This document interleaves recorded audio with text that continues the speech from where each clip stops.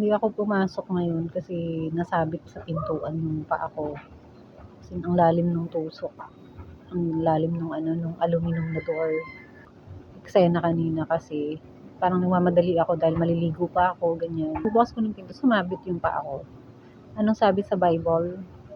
Ang fruit of the Holy Spirit is balinine, gentleness, di ba?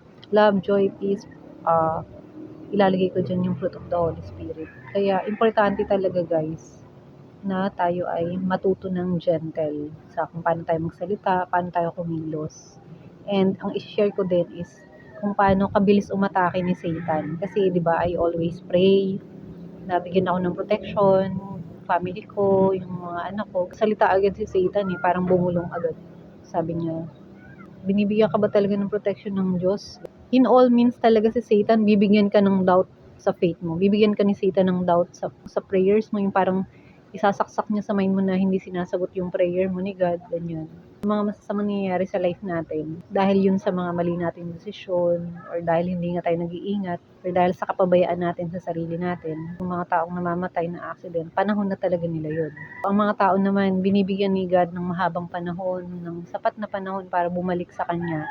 Talagang tao na lang yung pumipili na i-reject si God, na magmataas kay God, na patuloy baliwalain ang Diyos.